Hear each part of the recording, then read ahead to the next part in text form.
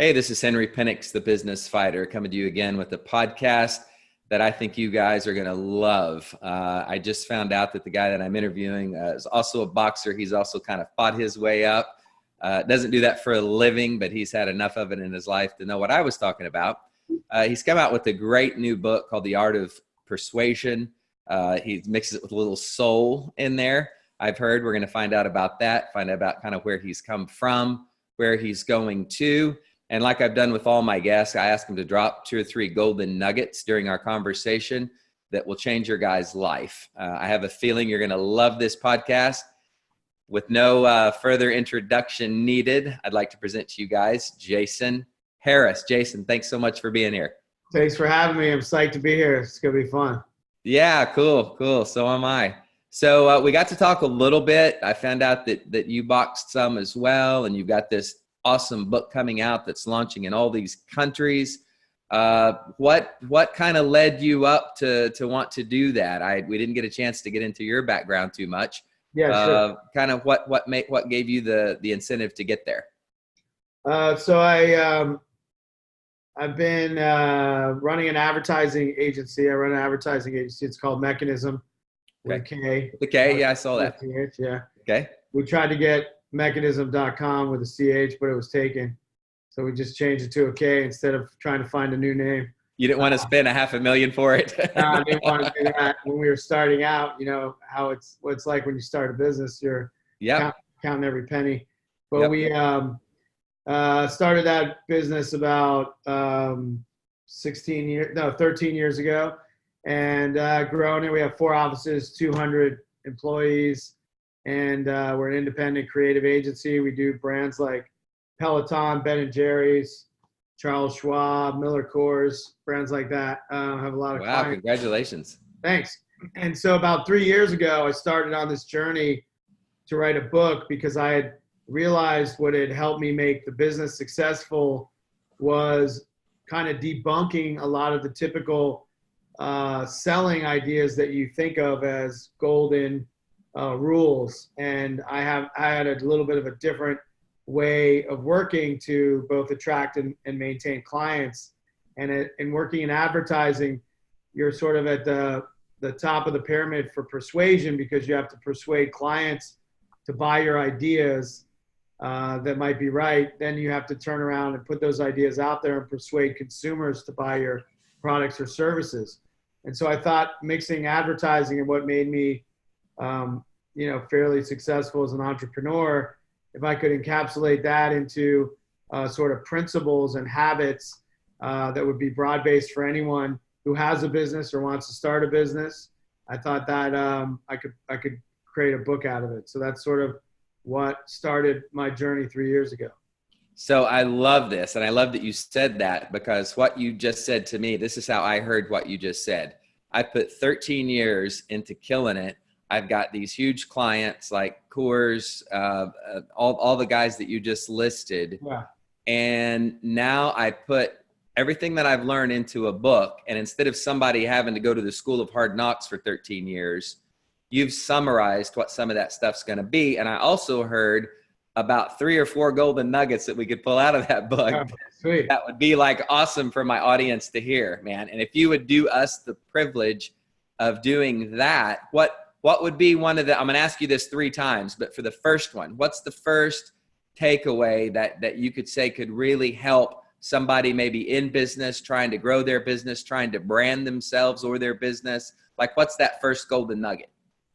So this is one that I talk about a lot. And the book's broken into 4 principles. And the first principle is about originality, which is all about being your true self. So there's a lot of business talk that's about selling and pitching. That's sort of this idea of mirroring and matching your audience. Right. Try to mimic them to get them to like you. And my philosophy is to be your true self and basically lean into your quirks and what you stand for and your beliefs and put that out there. And that's all about being original. And the second principle, and then I'll get to the nugget, but I'm just kind of laying the foundation. Yeah, please. The second principle is about generosity, which is giving away things and expecting nothing in return. And that could be advice or time or connections, sometimes gifts. That's the second principle. Third one is empathy, which is really connecting. We live in such a world where we're in our own echo chambers and we're so disconnected. That's all about connecting and realizing that as humans, we're all so similar, but we think we're so different. So that one's about empathy. And the last one's soulful, which is about kind of what you do, which is mirroring your skills with giving back, with purpose, and the power of that to inspire others and build businesses off of that. I found that effective. So those are the 4 basic principles of the book. And the first nugget that I wanted to talk about is from being original and yourself. And it's this idea of never be closing. And so for me, wow, you said never be closing, because most sales trainers, they go always be closing. So the opposite of what I sort of started my business doing was this idea of following always be closing and trying to be transactional and figuring out any way to get to a yes. And as time wore on, I realized that I don't really subscribe to that. What I subscribe to is this idea of never be closing and playing the long game in business. Because as you know, when you have your own business, it's a marathon, not a sprint. And so when you build relationships or you pitch and someone says no, you don't win something, you don't land that client or deal, instead of looking at it as you failed and there's a different way to get to yes right away, I look at it as not doing the hard sell, but keeping that relationship going, always staying in touch with that person. And when I hear a no, I always hear like a no for now. I never hear like no forever. It's never final. It's never final, but it also isn't at all costs close. It's about knowing what you're good at, seeing if a deal works. If it doesn't, keep that relationship going. So often we are trained to like, that relationship's dead, move on to the next one. But if you build that network of current, past clients that never hired you, but potential clients, that all is going to come back some way. I've done a million pitches where we lost the account, didn't win the pitch, but I've stayed in touch with them, sent them information about their business that might be interesting. 2 years later, they'll call me and say, we weren't happy with that guy. We'll give you guys a shot. And because you weren't an ass to them, you just didn't walk away like so many people do. They get intimidated. They're insecure to begin with, and they just walk away and they burn that bridge. And so there's never a chance. Guys, I hope you're listening to this. This is a huge golden nugget that Jason just dropped. He said, keep those relationships, keep them, do the opposite of you're always closing. You're always building a relationship. Jason, in marketing, it used to be 7 touches, and then it went to like 15 touches and then 20 touches. So when you present anybody with anything first, they usually reject it just because we're born to do that. Right. Second time, they may listen a little more, the third, the fourth, the fifth. So you're saying if it takes you 4, 5, 6, 7 times over 4, 5, 6, 7 months, a year, 2 years, 3 years, don't burn the bridge. Look at it as building that relationship. And they'll generally come back around or know somebody who would need you. Right. That's exactly that. The know someone is also key. If you build that relationship and you're pitching a automotive account or a retail account or whatever industry, and you keep researching, all right, I know that guy's in auto. I saw this cool idea from someone that's doing it differently. I'm going to send them the article. I'm going to send them a book that I picked up that I found interesting, and I'll highlight the parts for that person. Yes. Little things like that, little touches, which are a pain in the ass. They take time. Yep. But when you look at it as like, I know this client is going to be a client, and I'm going to be friends with this person, that maybe you never get them as a client, but they'll refer you to somebody else because they know that you give a shit. And so I love that, Jason. I look at everything as never be closing. I look at everything as a no for right now instead of a no forever. Oh, wow. Okay, guys, I hope you got that. And I hope you listened to this part 10 times. We could do our whole podcast on just this. Yeah. So I'm gonna keep it fresh. I got 2 more nuggets, man. I know. That's what I'm saying. I should have never said that. I just have said 1. Yeah, I got 2. But no, dude, thank you. That's beautiful. Okay, so golden nugget number 2, the next kind of part in your book that you want to bring before the audience today. Yeah, so I would say the next nugget that I think is really important is in selling and pitching and building your business. And I say this because I'm in advertising, but the idea of the persuasive power of storytelling is something I firmly believe in. Love it. And storytelling, the mind is a story processor, not a logic processor. And when we remember things, that's how we remember people, how they made us feel, how we interacted with them. We remember the stories that they tell. We don't remember all the data and numbers and logic and facts and figures of why we, it's like, I was watching the presidential debate last night. It's they call it the beer test. It's like we vote for people that we want to hang out with. We don't really know like Medicare policy or how healthcare is going to shake out. We don't know the minutia and the detail and what everyone's policy is. Sure, we know if we're progressive or conservative, like we understand the parties that we're in, but the nuances really come down to the character, the person who's telling us those ideas. Do we believe in their character? Do we connect with them as people? And a really good way to do that is through storytelling. And storytelling in entrepreneurship and pitching and selling is really critical. And storytelling doesn't mean we're not all natural born storytellers. We're the only species on the planet that has that ability to tell these stories. And we need to honor that, and we need to all practice at being good at them. And stories can be stories from your life that you want to communicate. They can be allegories, mythology. They can be stories from a movie that you liked, and what your takeaway from that movie is where you're trying to make a point with a client. So I always just keep a journal of stories that I hear, stories that I think about from my own personal experience or life. When I see something, what I play or read a book, what that story said to me, and I just kind of keep a collection of these. And when the time's right, I try to call upon these to make a point. And that's really valuable because you can't just come at it like off the cuff. Typically, you got to kind of memorize a package of stories that kind of define who you are or what you're trying to do with your business, and try to tell those stories, and they really stick with people. And that leads perfectly from your first point, because you said, don't be fake, be authentic. Don't try to mirror somebody. So if you're sitting there trying to tell somebody about themselves that they already know, that's not a story.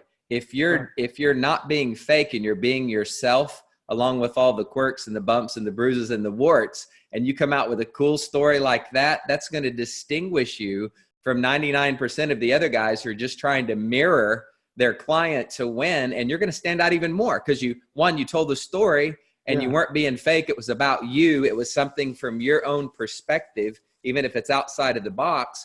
But I have a feeling even the more outside of the box the story is, and of course it's got to make sense, but the more outside and authentic to you the story is, the more they're going to remember you, Jason. Yeah, that's exactly right.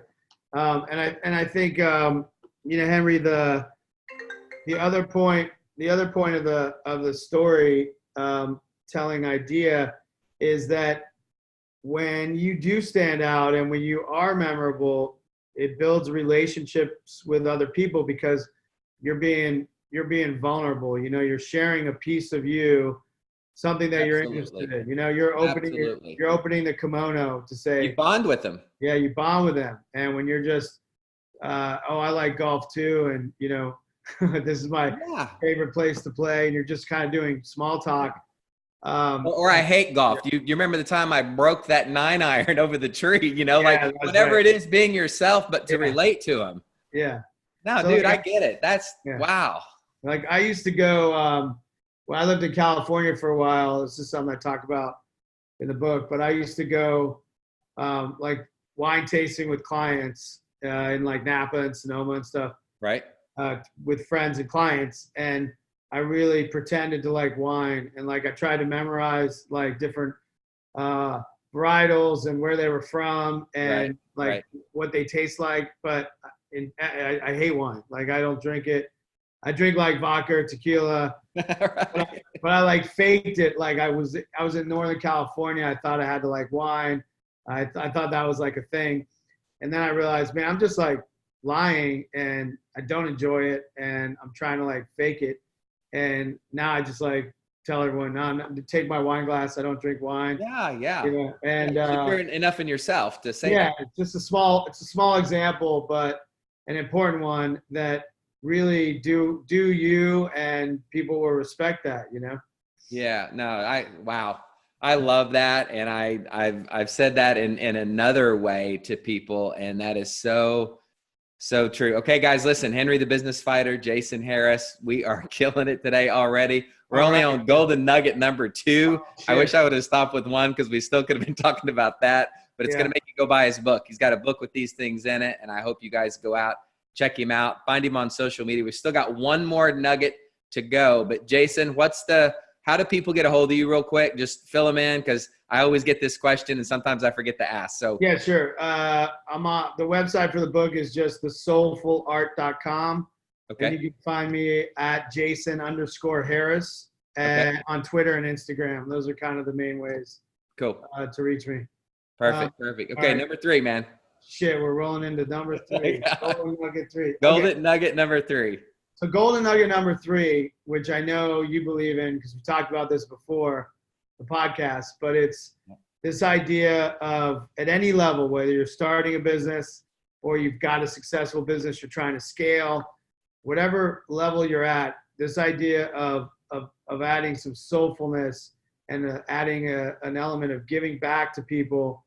Yep. It's not all about you and making more money and, you know, making it all about you and not ever giving back. Like the giving back piece to me is so helpful personally for entrepreneurs, but it also lets other people get inspired by you, but it also adds to a collection of stories you can tell people of what you believe in. And so I call this personal Jesus in the book, which is really just finding that thing that personally speaks to you that you feel like you can do that's positive for the world. And it could be. Did you get that phrase from the Depeche Mode song? Yeah, I did. Yeah. Because all I can think in my mind now is your own personal. Yeah, totally. Dude, that's so cool. Yeah. And so the good technique that I talk about in this book that I got from a friend of mine, Josh Combs, who lives in London. He was a hairdresser. So, you know, you can think like anyone in any field can do this. Yep. He was cutting hair. He was unfulfilled, but that was like his only skill. He was a hairdresser, barber. And he wanted to do something for the world because he didn't feel like that was super meaningful, but he didn't have a lot of other skills. And so what he started to do one day in London was he just went outside with his kid and started cutting the hair of homeless people on the street. And and just making them, like talking to them, making them feel more human and making them feel, you know, groomed, like shaved. And like somebody cared. Yeah, and somebody cared, making them feel and look better. And then he started like doing that like every day. And now that people fly him all around the world to speak about it, he flies all around the world doing it, and he'll just spend, you know, 8 hours a day cutting the hair of homeless people. And he's taking this skill that's giving back to the world, but it's also opened him up to a whole career where he's a sort of social catalyst. So I got that sort of idea from him. And one way for anyone to do this is to take a piece of paper and write down, you know, 3 things that you're skilled at. Because we're not all that great at that many things, you know? Right. Right. You know, you're a good businessman, a good interviewer, and you're a great boxer. So like maybe those are your 3 things. I don't know, I'm guessing. Right. And then you write down 3 things that you care about in the world. It could be, I don't know, climate, whatever, immigration, however you feel, whatever your right. views on that are. Could be about, you know, homeless, whatever it might be, situation. It could be about the opioid crisis. So whatever it might be, you write down 3 things you're skilled at, 3 things that you care about, and then you stare at those 2 pieces of paper long enough, and you'll like get an idea. You stare at them for a couple hours, and all of a sudden you'll be like, I got this skill. I care about this. I could apply this skill to this problem and make that, you know, 5-10% of what I do in a day, a week, a month. but Right. it gives you this first of all, it feeds your soul, gives you some stories to tell. It makes people understand what you care about and believe in, and you're doing something. You're adding something positive besides just trying to get cash and money and fame Right. back to the world. You know, this is your way of doing it, is sharing secrets from people to entrepreneurs. That's your like give back Right. way of doing it, for example. So Wow. that's I love that. that's another. So personal Jesus, my third gold nugget.